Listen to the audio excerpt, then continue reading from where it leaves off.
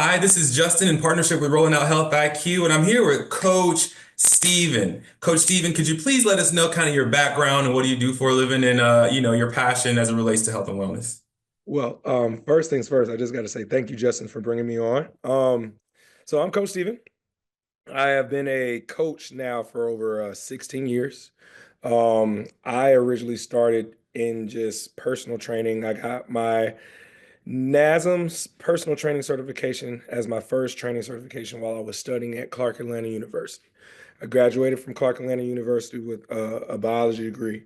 And I just didn't really know what I wanted to do with the degree. I fell in love with training at the time, and I was thinking, hey, let me just go through the science route. I went through all of the basic courses as far as human anatomy while obtaining my degree. But as I was going through my tenure as well, I actually wound up, I played basketball and football as well too.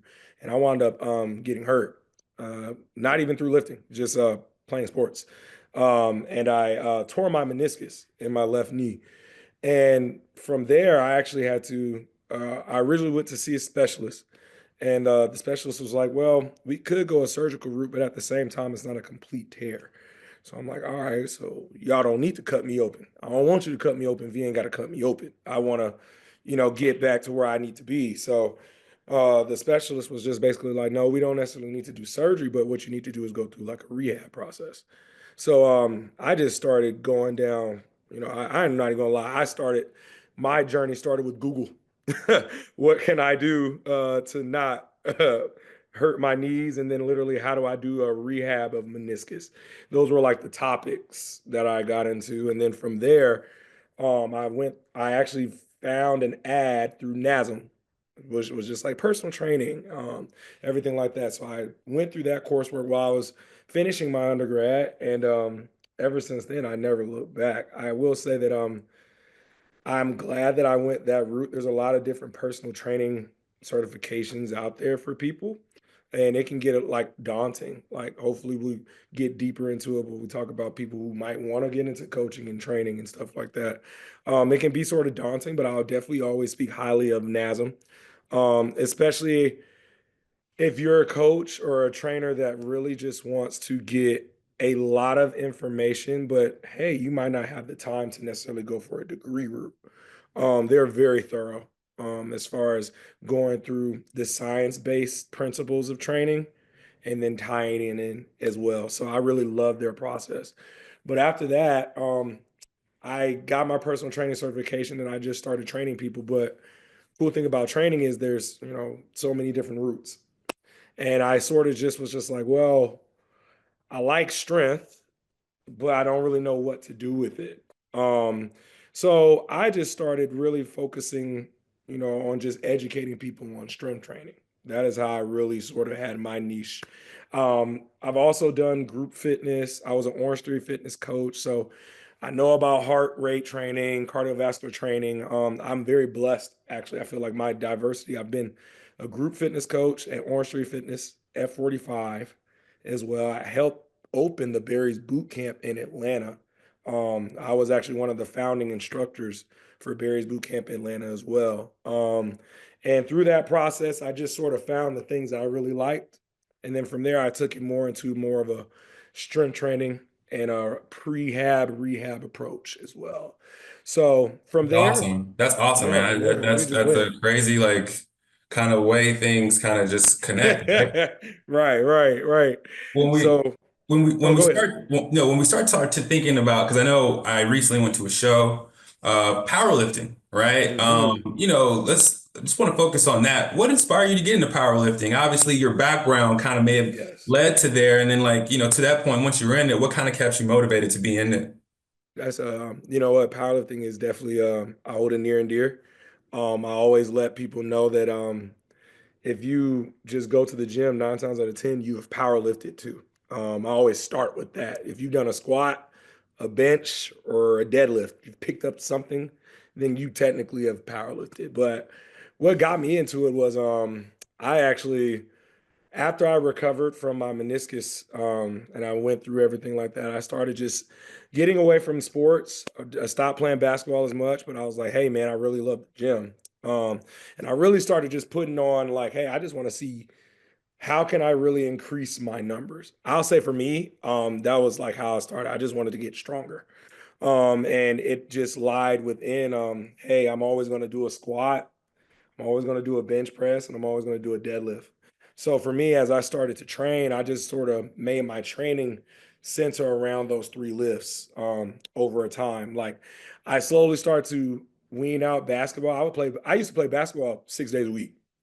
So I eventually started to cut that down to like 2 times out of the week. And majority of my other days was centered around lifting. From there, I saw my squat start to go up tremendously. I mean, at the time where I am now, it's very humbling to think. Like I'm saying, like these numbers are not crazy, but at the time, like from anyone just going into a gym, just seeing somebody squat 405 pounds for reps can be like, okay, who is that? Like what do they got going on? So I would catch myself sort of having days like that. And I had an older gentleman walk up to me. He was like, man, you're pretty strong, dude. I was like, thanks. He's like, well, have you ever heard of this sport called powerlifting? At the time, I've never heard of powerlifting. This was back in like 2014, 2014. Like, and it's crazy how the sport has grown. But from there, it was like, bro, what is this?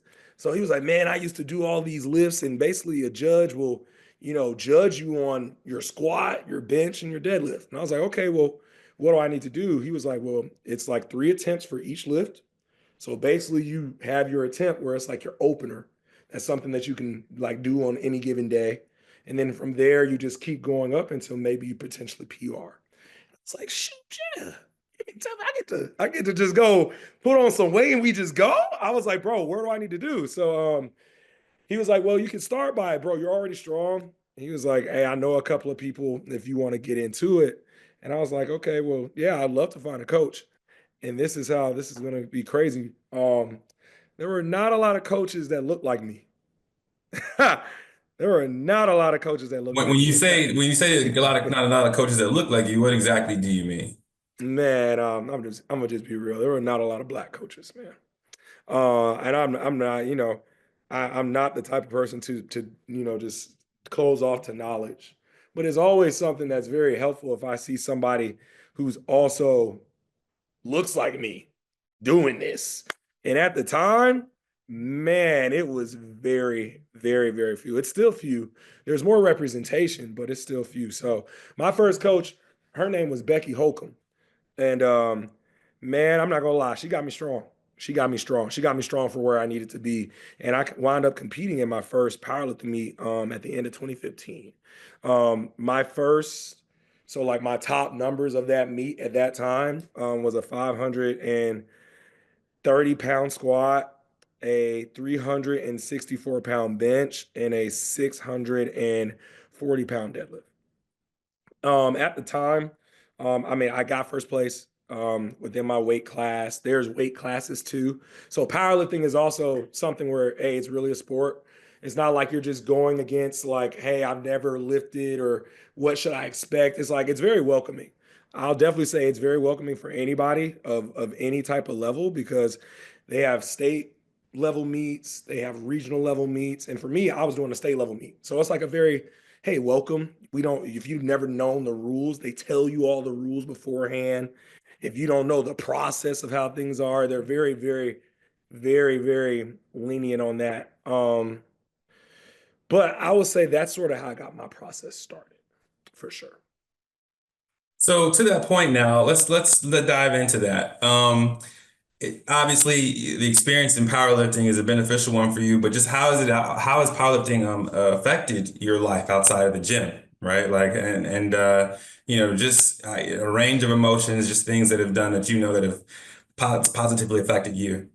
Well, I would say from a positivity perspective, it's made life be better because powerlifting, what's the word I'm looking for? Powerlifting is not a instant gratitude sport. So I feel like we're gonna get deeper into like the mental aspect of like training. And why I find powerlifting so rewarding. Powerlifting is one of those recreational sports. It's becoming more of a sport. We just had like a very big meet on ESPN.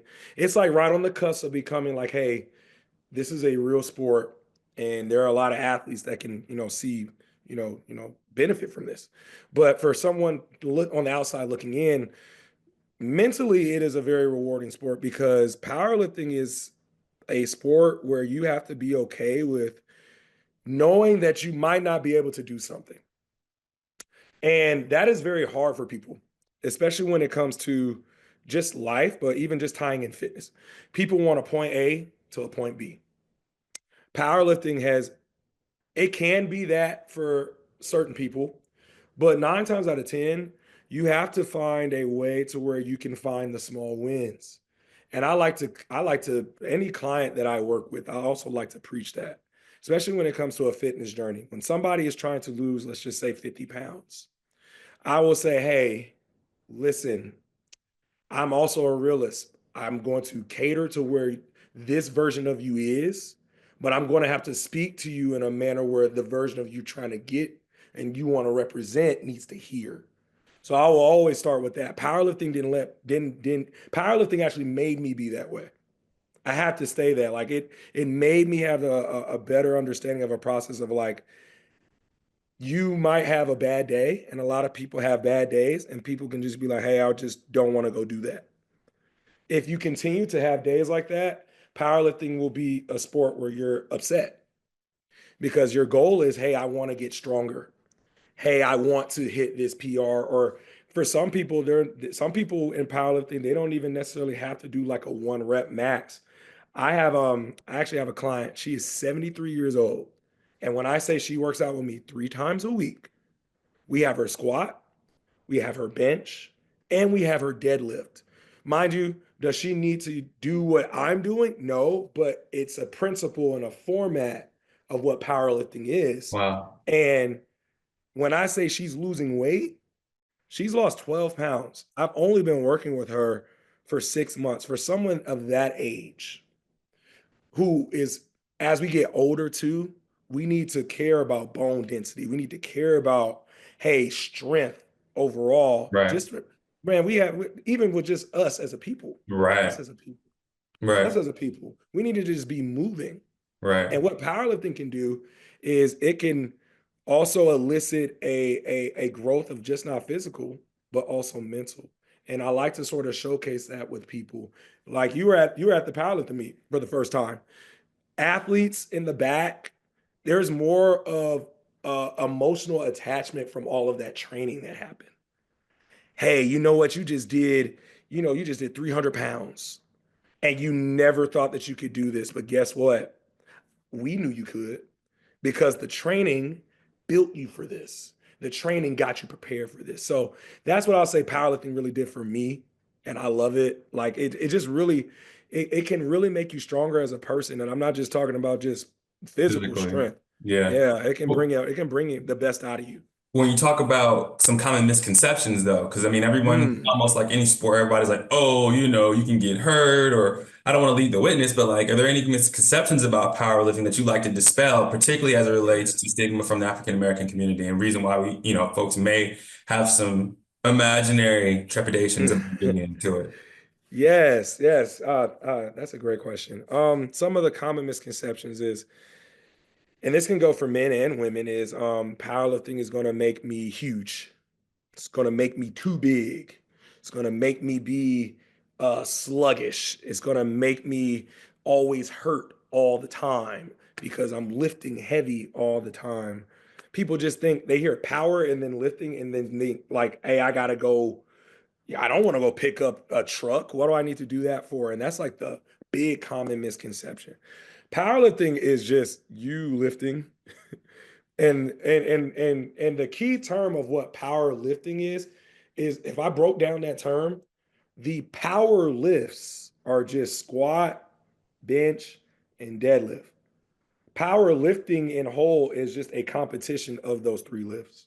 So even if I took away the term powerlifting, and let's just say we're going to the gym, we're going to go do a squat, a bench, and a deadlift. If I told that to people more often, they would probably have a different mindset and be like, oh, okay, let's go do that. But what I commonly will hear is be like, hey, like I powerlift. Oh, well, yeah, are you always hurting? I don't want to hurt my back. This, that, and the third. Like, Right. it's not that. It is not that. There are phases in powerlifting too. And some of the strongest athletes, like it's crazy. We can have athletes who are deadlifting 3 and 4 times their body weight, right? But hey, they're doing movements that might require 15-pound dumbbells. So anyone can do it. Anyone can do it. So I think a big common misconception that I like to really shed light on deeper in this conversation is powerlifting is welcoming and can be done by anybody. You do not necessarily have to just feel the heaviest of weight when you powerlift. A lot of people just think I gotta go heavy. You don't have to do that. There's phases of training where you might see that if you choose to. That's what a lot of my clients that I work with now. I have a team of power lifters, but I also have athletes. Everyone that I work with is an athlete because you're moving your body. But hey, I got someone who has 3 kids and she got to go get dinner ready for her husband. No, I'm not going to give her the same training as an athlete who is single and they want to go compete at nationals. So there is separation, but both of them can do the same thing. Right. So, You mentioned also, we talked about some of the health benefits. mhm. There's an idea, a recent study that came out that says skeletal muscle is the organ of longevity. And it talks about how those who, particularly elders, those who are seniors, and in particular, people of color, that the more they incorporate strength training Mhm. into their wellness, into their physical activity, it has a high correlation with longevity of life. So my question to you is, and you mentioned this earlier, but how can powerlifting improve overall health, particularly with African Americans who may have heart issues, joint issues, metabolic health? What are your thoughts on that? I think that powerlifting can be a benefit, especially for our people. Let's be clear. Studies have shown as we start to get older, and especially within African American, our people, Black people. Hey man, we have to. Osteoporosis is the breakdown of bone density. Bone density is something that is very important for the body. Strength training has shown a direct correlation to making the bones denser. But one thing that I tend to see is when people go through strength training, the idea of strength training sometimes can be clouded because there's so many aspects of training. I think the key thing that I really want people to understand is really choose. We got to be careful on what we say call strength training and then overall fitness. Because fitness can be, hey, I'm going to go do this group class. And yes, I might touch 10, 25, or even 30-pound dumbbells, but I'm moving in a circuit fashion. I might be doing some hit style workout. Yes, I'm moving my body up and down. Yes, that's a style of training. Yes, you can still see some benefits to that. You can. You can see some metabolic benefits to that as well. With powerlifting, we can see that plus more direct adaptation to building the actual skeletal muscle because of what powerlifting is.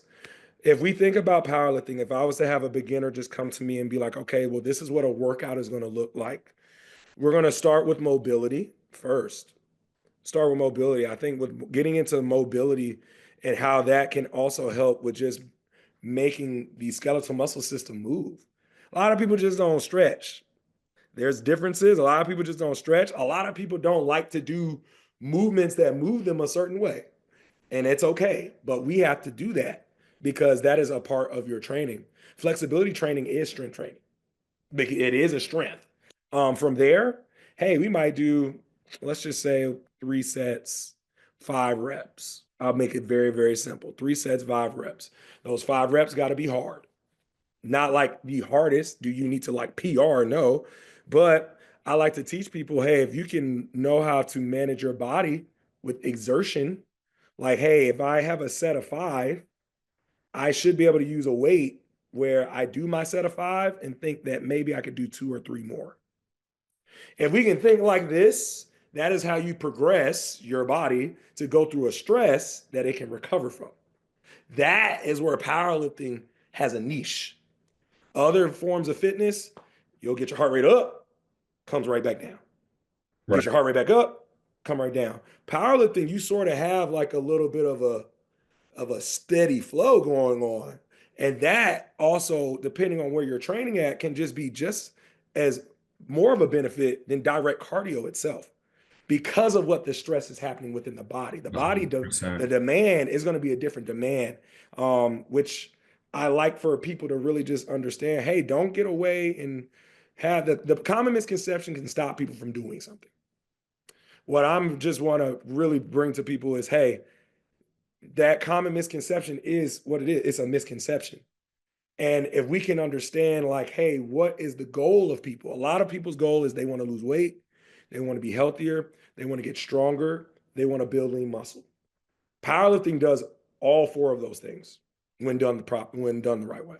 100%. Coach Steven, thank you so much for your time. Is there any way they can follow you on Instagram or social media to learn more about Man, powerlifting? just follow me on Instagram at the last kilo king. I have a social LinkedIn, actually, like LinkedIn, if you would like to have like a more, if people want to have like more of a one-on-one conversation. LinkedIn, you can just, I'm Steven Ridges. You'll see a picture of me in a powerlifting singlet as well. But those will probably be the best forms of communication. If somebody would like to get with me as well too, I could make sure that I share my email with you.